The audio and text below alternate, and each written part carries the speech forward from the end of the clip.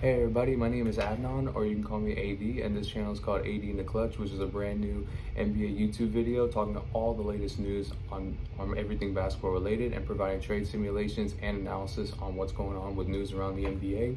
And as you can tell, I'm a big Miami Heat fan, and what better way to start off this channel than talking about what just happened in the finals. So I want to give a first proper shout out to the Denver Nuggets. Just want to give them huge praise, let them know, hey, you guys earned and deserve your championship. Like, this team was, I've never seen such a complete and borderline unstoppable team in recent memory, like best comparison probably compared to the Warriors, in terms of like how dominant they were.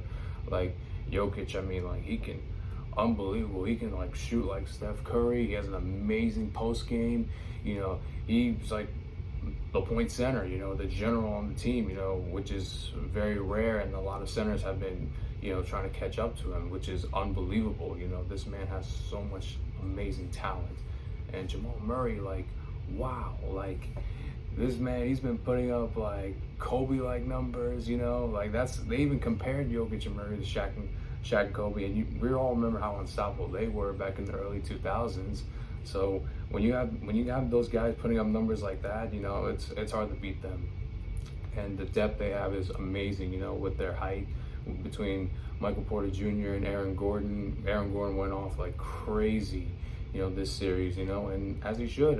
There was a bunch of mismatches within the Heat, and just took advantage and just kept feeding him. So well-deserved win, from all the depth, everybody around. Just want to give my hat out to them. And they're well coached. Michael Malone is an amazing, strong, determined coach that really believes in his guys. Especially when Jamal Murray, when he was down and out with his ACL injury, that he was out for the season. They could have easily traded him, cut him, or anything like that. But the fact he's stuck with him, during his worst time, that goes to show the loyalty. And Jamal, he played with intense passion and with his heart for that coach. Especially given the context of his situation in his life. So I believe that's a true and amazing story. And I know they have a bright future. If their owner is still willing to pay all these guys, which based on the ESPN report, he said he is. So I believe they're going to be a contender for the next 3 to 5 years. As long as they keep their core intact. Now, with that being said, I want to talk about my team, the Miami Heat. So just despite the loss, it's been an incredible journey. Like, wow, what a roller coaster of emotions. I personally thought like this team didn't have it from the get-go, like with, staying with the same core. Everybody got better regarding Boston, Philly, Cleveland, even the Knicks with Jalen Brunson, like all the rivals, just got better. And then like they weren't showing like any resiliency in the regular season. It was just going through the motions. But then the playoffs, they turned it on.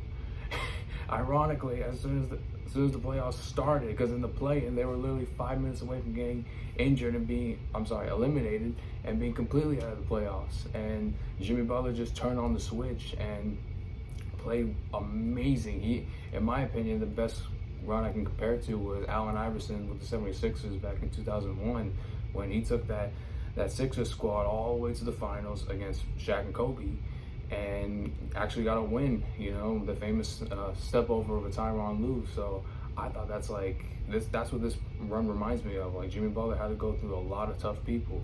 Went through the Bucks, you can say Giannis was injured, but so was Tyler Hero. So, it's kind of more or less a trade-off in a way. They went against the Knicks. People were predicting the Knicks were going to beat the Heat, especially after defeating Cleveland with Donovan Mitchell and Darius Garland. But the Heat took care of business. And then the Boston Celtics, how are we going to forget 3% chance? And, Jimmy Butler, he went off the first 3 games, and then all of a sudden, Boston made a huge comeback, and it was Game 7. The momentum was on Boston's side, but Jimmy Butler and Caleb Martin, they took off and went over this, and finally was able to go over the hump, fulfilling what he said last year, being in the exact situation, they're going to get it done. So I'm not going to fault them, given their cast of characters, on the team, and a lot of people being injured, Tyler Hero, Victor Oladipo, just the better team won. I mean, in the finals. I mean, there's nothing you can do or say about it. I mean, but I do believe if the Heat are serious, which I know they are, especially with Pat Riley, they're gonna make some moves. And Damian Lillard wants to come to Miami, so I don't care what we gotta do. We gotta make the trades, gotta make the calls, because I know that this team is not gonna stay the same given the cap situation. So all I know is that if Miami's serious, they know they got to improve. Eric Spoelstra, you're a great coach. You know how to develop undrafted or underrated talent, but now it's time to get a star. If they're really serious about wanting to compete and giving Jimmy Butler a ring before he retires, they gotta go for a star. Damian Lillard is a perfect example, and they got to address size. So in my opinion, I believe they need to get someone like a Steven Adams or Brook Lopez, someone who can shoot as well outside. We need guys that not only have size, but also can compete and hold their own against Jokic and have that strength, and then slide Bam to the power forward position, because Bam was a great player. He did what he's supposed to do given the situation, but in my personal opinion, I think he's more of a power forward instead of a center. Given his height, not talking down his talent, but like I said, how is he going to consistently guard guys like Giannis, like Joel Embiid, like Jokic, as we saw in the finals, or even Robert Williams that we saw in the conference finals? He went off several games on Bam. So that's something I believe, power forwards should suit and tailor to Bam's talents, in my personal opinion.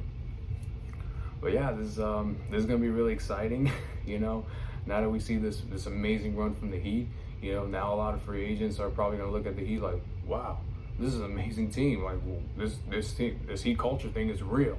I want to go there. So I think this, despite the loss, I believe there's a great message to the rest of the league that doesn't matter, if they have the talent or not. They can get there. Now at this point, they just need one more guy or two to get over the hump now, to get that fourth ring. But yeah, this is really exciting. I can't wait to see what's going on this offseason. I'm really excited for the draft. The Spurs, I mean, if everything is true and they get Victor Wembanyama, oh my gosh, this is going to be a great deal for the whole league. Having a superstar talent, being with arguably the greatest coach in NBA history, wow, this is amazing. The NBA is going to be really exciting. It's going to be a lot of trade rumors and a lot of signings are coming all over the place. I think it's going to be really exciting. So thank you all so much. Have an amazing time. God bless. Appreciate y'all.